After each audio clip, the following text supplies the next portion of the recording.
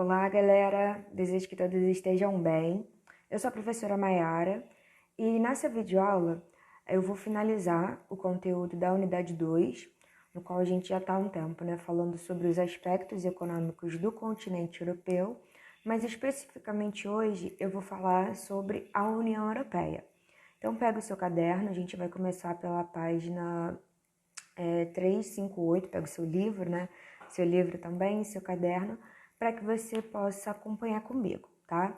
Como eu já vim adiantando, nas aulas anteriores, no próximo encontro a gente vai resolver, eu vou corrigir as questões dessa unidade, as questões do livro.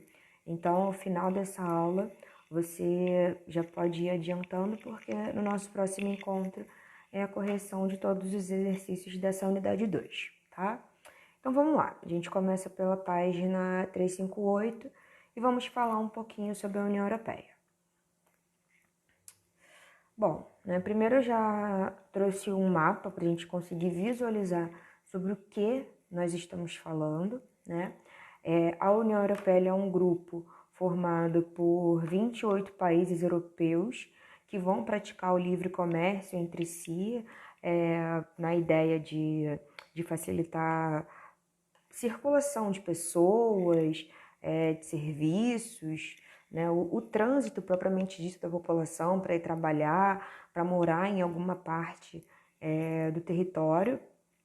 E o Reino Unido, ele vai se formar, ele se torna parte da União Europeia, só que antes dessa Constituição atual, existiram diversos processos, Tem o início com a Comunidade Econômica Europeia, e é isso que a gente vai conseguir ver, Por esse mapa a gente já consegue fazer uma análise, A partir dessa legenda.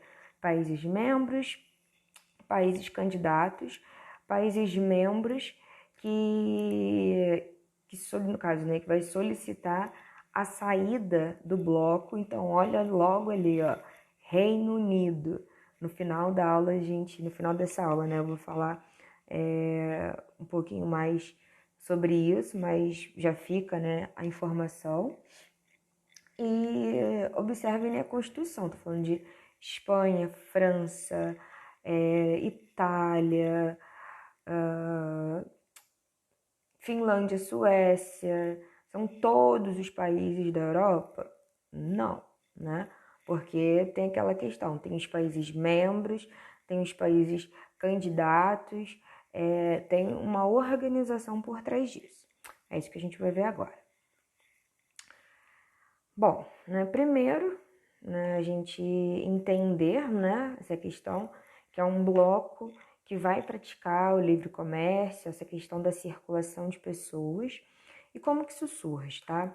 A ideia dessa integração econômica entre os países da Europa vai surgir muito dessa necessidade de desenvolvimento econômico, Desenvolvimento econômico regional.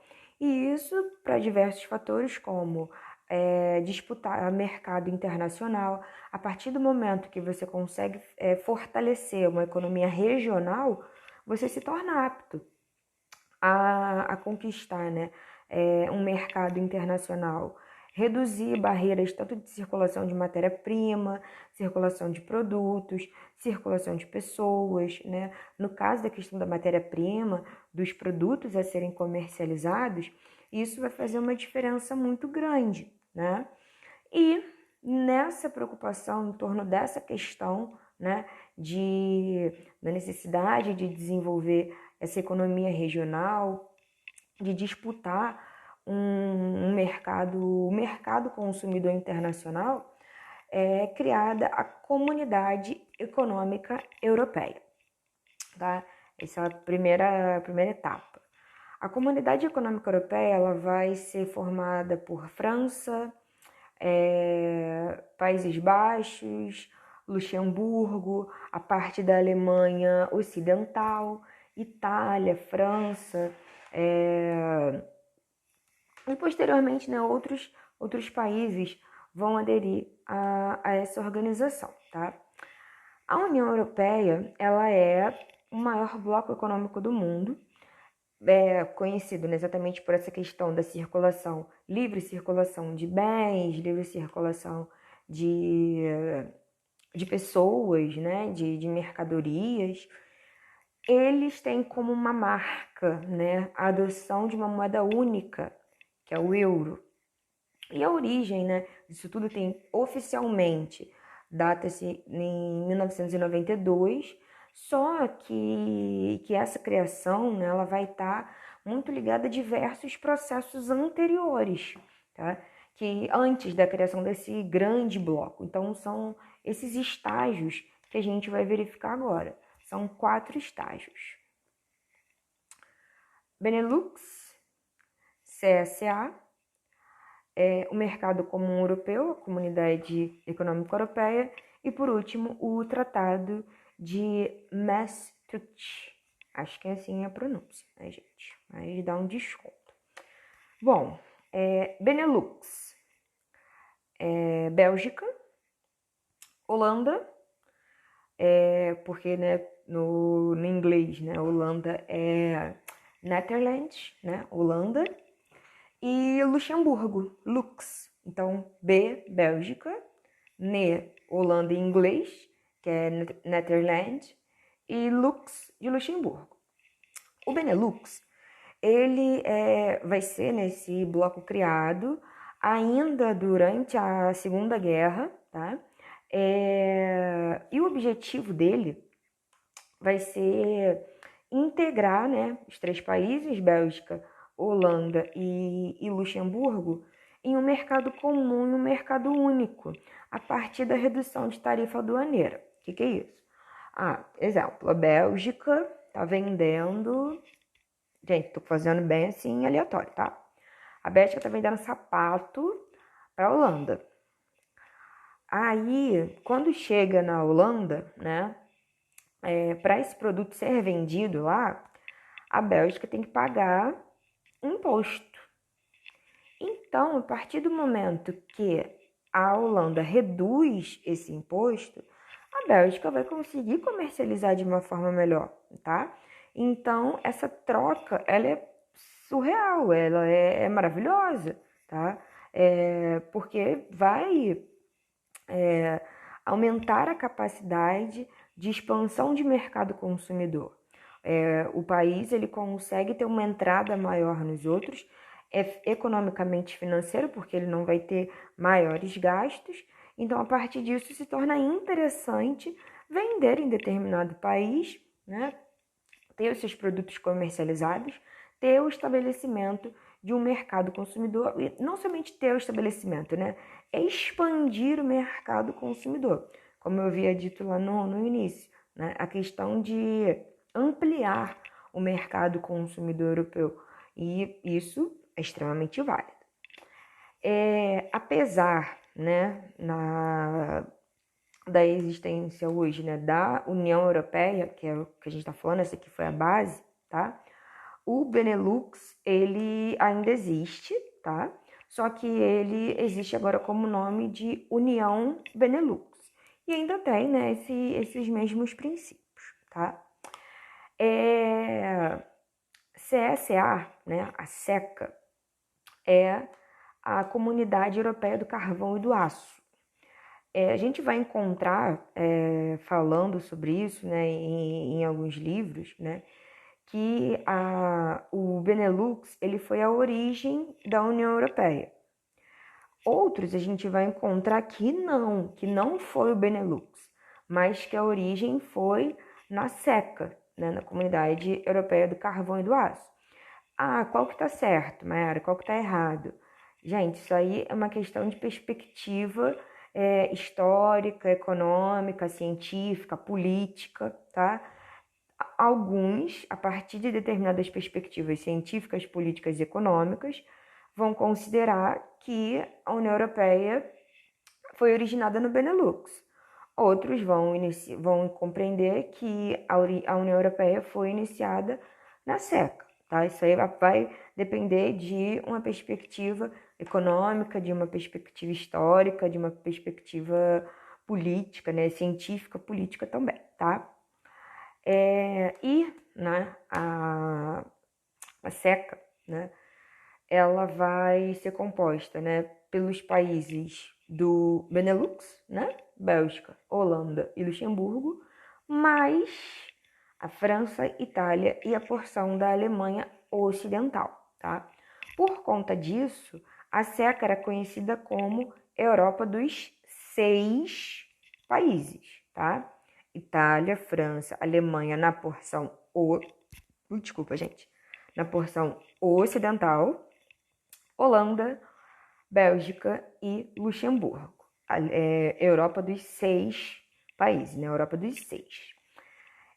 A criação da SECA, ela vai estar muito ligada ao plano Schuman, né?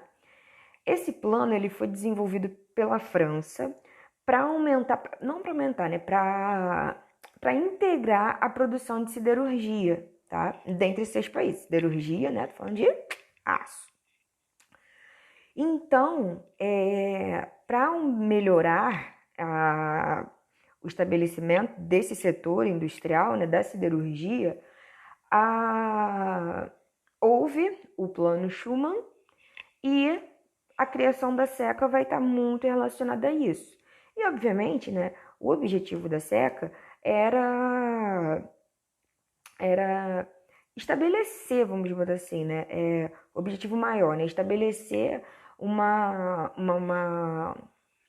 relação entre esses países, né, mas de forma que todos pudessem compartilhar carvão, né, tô falando de carvão mineral, minério de ferro, que isso fosse possível, né, ser compartilhado, porque, por exemplo, tem regiões na França, agora me falha o nome, mas tem regiões específicas na França no qual existe uma disponibilidade, assim, pelo contexto, tá, gente? Existia uma disponibilidade muito grande de carvão mineral, de minério de ferro, né? Na Alemanha também. Então, já que existia, né, era interessante, economicamente falando, que houvesse uma aliança, que houvesse um acordo entre esses países para que fosse possível compartilhar esse produto, tá? E, obviamente, o desenvolvimento econômico a partir desse setor industrial. Essas regiões, né, elas são fronteiriças, né, dentre, né, esses países, e vai existir um envolvimento para disputa territorial também, tá? E diante disso, a SECA ela vai se caracterizar por uma integração especificamente do mercado siderúrgico, tá bom? Esse é o segundo estágio. O terceiro estágio é o MCE, Mercado Comum Europeu, ou a Comunidade Econômica Europeia, que é a CEE, tá? O que acontece? Vai ter a fragmentação da Europa, né, em vários estados. Os países membros da SECA, né, vão reconhecer, né, vão identificar que é necessário expandir o mercado consumidor, principalmente o interno, tá? E, obviamente, a partir do momento que você consegue ter essa expansão do seu mercado consumidor interno, você vai potencializar as probabilidades de ampliar também o mercado consumidor externo, tá? E aí são vários fatores que entram em questão, né? Desde quantitativo populacional, disponibilidade industrial, não disponibilidade, né? O potencial industrial desses países, desenvolvimento econômico e tal. Só que a ideia, né, a base para isso é a expansão do mercado consumidor interno e o desenvolvimento da produção industrial, tá? Porque, gente, lá no início, né, bem no início, a gente falou sobre processo industrial, né? Quando a gente estava falando lá dos países industrializados, Inglaterra, França e tudo mais. O que é o processo industrial? É a transformação da matéria-prima por meio de máquinas em um produto que vai ser comercializado. Só que esse produto precisa ser vendido. Então, vou produzir, exemplo, tá, gente? Xuxinha que tá aqui na minha mão, né? Tem que botar assim, igual fazer, agora eu tô aprendendo, né? As blogueirinhas fazem assim pra aparecer, Xuxinha, né? Vou produzir Xuxinha na minha indústria. Para eu produzir Xuxinha, né, eu preciso ter um mercado consumidor, porque eu vou produzir e eu preciso de pessoas que queiram comprar a Xuxinha, né? Então, é uma máquina retroalimentada. A partir do momento que eu consigo desenvolver a minha produção industrial, fazer em menos tempo, fazer com mais qualidade, fazer em maior quantidade, ter uma modificação, eu vou gerar um produto novo para o meu mercado consumidor. E aí são várias questões que entram em questão, porque a partir do momento que você desenvolve a produção industrial, não é só o meu produto, tem que ver quem está por trás. Geração de emprego. Se as pessoas estão trabalhando, por exemplo, a indústria ela é uma porta abertíssima para geração de emprego. Tá, a gente sabe que hoje o contexto é um pouco diferente, porque tem todo um processo de substituição do homem pela máquina, tem todo um processo de uso intensivo de tecnologia. A gente sabe que isso influencia diretamente na empregabilidade. Sim, a gente sabe disso, isso é uma realidade. Mas pelo contexto, né, no qual a gente está lidando, a produção industrial ela é uma porta aberta para emprego. Então, a partir do momento, naquela lógica, né, de transformação da matéria-prima por meio de máquinas em produto que vai ser comercializado, né, eu preciso de pessoas para comprar. Só que se a pessoa está desempregada, ela não tem dinheiro. Se ela não tem dinheiro, ela não compra. Então, olha a lógica. Vou aumentar a produção industrial, vamos empregar mais pessoas, as pessoas vão trabalhar, vão ter dinheiro e vão conseguir comprar as coisas. Não necessariamente, né, até fazendo uma alusão aqui, se a gente for pegar essa base econômica, né, de modelo fordista, eu não estou falando necessariamente que a pessoa vai conseguir comprar aquilo que ela está produzindo, mas existem outros produtos, então essa engrenagem começa a girar, tá? Mas bom, dito isso, em 1957, tá, tem a criação do Tratado de Roma. O mercado comum europeu ele é estabelecido, né? E ele, por sua vez, né, também vai ser chamado de Comunidade Econômica Europeia. Então a gente pode encontrar na literatura esses dois nomes, tá? Além, né, dos países que integravam a SECA, né, vão integrar também agora outros países. Entra a Inglaterra, Irlanda, a Dinamarca, Grécia, Espanha, e aí o grupo vai aumentando, o que eram 6 viram 12, tá?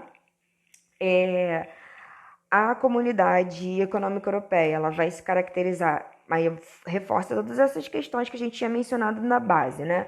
Livre de circulação de pessoas, capitais, serviços, a livre movimentação das pessoas pertencentes aos países membros, né? E 89, final da Guerra Fria, fim da bipolaridade do mundo, a outra porção da Alemanha, a Alemanha Oriental, também é integrada à Comunidade Econômica Europeia. Quarto estágio, né? Tratado de Maastricht. Somente após a criação da União Europeia, em 91, que o Tratado de Maastricht, espero que eu esteja falando na pronúncia correta, né? Que todos os objetivos do mercado comum europeu vai de fato conseguir ser alcançado, né? Porque assim, até então eram muitas ideias, mas depois disso é que de fato ele vai ser alcançado. Em 1995, né, 4 aninhos depois, outros países vão entrar. E vem Finlândia, vem Áustria, Suécia. E aí a gente chega à Europa dos 15, tá? E, gente, por aí só vai aumentando, tá? Depois vai entrar Polônia, Bulgária, Lituânia, Letônia, vai aumentando, tá? 2013, entra a Croácia, tá? E aí a gente chega à Europa dos 28, né? E essa dinâmica, né, vai acontecer, tá? O livre circulação de pessoas, integração e moeda única, né? A criação do euro, que facilita, porque imagina, a gente consegue ter uma relação direta entre real e dólar, entre real e euro? Não, né? Então, a partir do momento que você tem uma moeda única, você estabelece de forma extremamente significativa as relações econômicas. Então, vamos falar do euro. Então, o euro ele foi criado no Tratado de Maastricht em 91, tá? Só que o uso dele, né, só vai ser, né, um pouquinho depois, né? Ele fica muito com os países da União Europeia. Em 2002, o euro, ele aí sim, né, ele é colocado para livre circulação. Existem alguns países, por exemplo, a Dinamarca, a Inglaterra, né, eles ainda têm as suas moedas nacionais, mas também vão ter, né, o euro como a base, né, a maior circulação. A maior circulação monetária, tá? O euro ele vai crescer extremamente rápido, vai ser, né? Ele é um, não, hoje vamos colocar assim, passa a ser, né? Um grande rival do dólar, né? Só que, no entanto, né? Ele vai continuar ser, né? Uma das moedas assim mais utilizadas politicamente em aspectos de finanças internacionais, tá? O valor do euro é muito significativo. Coloquei aqui 2 pontos interessantes. Falar um pouquinho da Turquia, né? No contexto da União Europeia, em 1990, né? A Turquia ela vai entrar na fila de espera, porque não é só assim, quero entrar na União Europeia. Tem toda uma questão, são fatores analisados para adesão. Primeiramente, né, tinha uma questão de risco geopolítico, uma vez que o território da Turquia ele compõe o Oriente Médio. Por conta da questão dos atentados e tal, tinha essa questão de grande instabilidade política, né? Então vai ter o temor dos países membros em colocar literalmente a Turquia para dentro. E aí surgem as questões, né? Diferenças culturais e religiosas. A questão xenofóbica, ela é muito marcante dentro da União Europeia, tá? Dentro da Europa como um todo, né? Mas vamos especificar aqui. Xenofobia, que é aquela aversão ao estrangeiro, questões de intolerância religiosa, né? Uma vez que a Turquia, a maior parte da população é islâmica. Então, são diversos fatores que vão impactar, né, na questão da Turquia. Falei de xenofobia, né? Falei de problema, a gente tem que falar de Brexit, tá? O que é isso? A União Europeia ela vai criar, né, algumas instituições muito importantes para conseguir regular essas questões políticas, essas questões econômicas, como, por exemplo, o Parlamento Europeu, tem o Conselho dos Ministros, tem a Comissão Europeia. E aí, né, em 2013, como é que meu slide travou? Pronto. Em 2013, gente, não quer passar. Peraí, pronto. Vai ter o ingresso da Croácia, já vai estar, né, a Europa dos 28. O Reino Unido vai realizar um plebiscito. Plebiscito é quando o povo vota, tá? Porque eles queriam saber se o povo queria ou não a permanência do Reino Unido na União Europeia. A maior parte da população votou pela saída, né? Mais de 52% da população votou. Então a gente chama de Brexit. B de Brighton, Exit, saída. saída do Reino Unido, tá?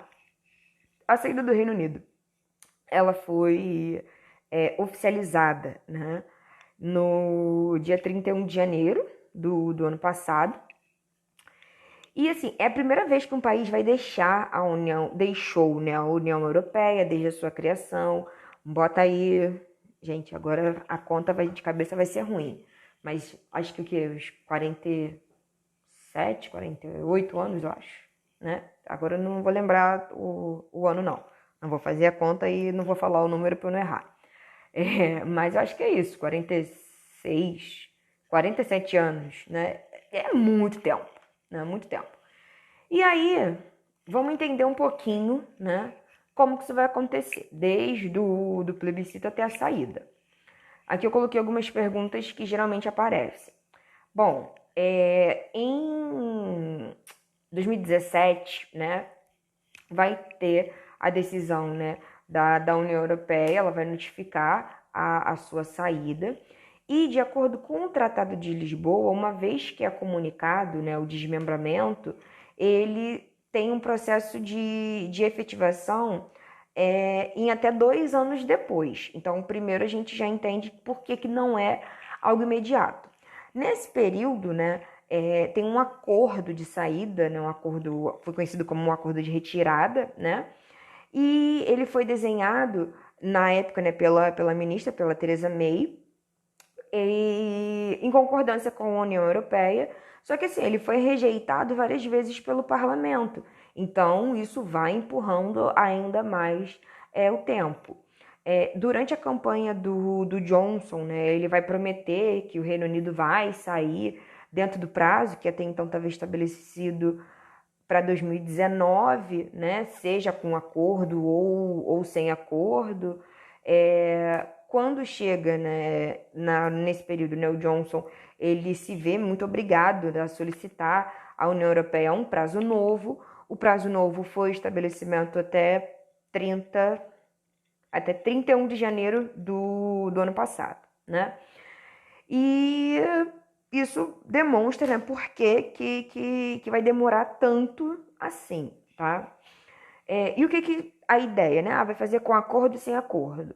O acordo da retirada ele foi aprovado pelo Johnson, né? Que foi ele foi desenhado pela Theresa May, só que ele não foi aceito. Então, o Johnson ele pega muito a base da Theresa May, vai discutir, né? Se vai centrar, né, os termos desse divórcio, né? Da saída do Reino Unido, tem uma versão inicial do documento e tal. Aí chegam assim as questões, vai fechar a fronteira com a Irlanda, porque a Irlanda ainda vai fazer parte do Reino Unido, vai fechar a fronteira com quais países, são fatores que entraram nessa discussão, tá? Aí o que vai acontecer agora, né? O Brexit, o que acontece? Embora o Reino Unido ele tenha acertado todos os termos para a saída, os dois lados vão precisar ainda decidir como é que vai acontecer o futuro. Porque, assim, é uma transição, não é simplesmente sair, né? Então, são diversos termos que vão ser ajustados. Existem os temores, como, por exemplo, como que vai ser a transição, né, a curto prazo. O governo britânico ele vai esperar obter da União Europeia um acordo especial, como, por exemplo, com a Noruega, com a Suécia, né? A Escócia, ela votou, né, num peso, ela tem um peso significativo, tinha um peso, né, significativo na questão da permanência, a Irlanda nem tanto. Gera muito impacto, porque assim, as novas regras do Brexit estão em documento que são mais de 1000 páginas, gente. Então imagina você ler tudo, cada detalhe.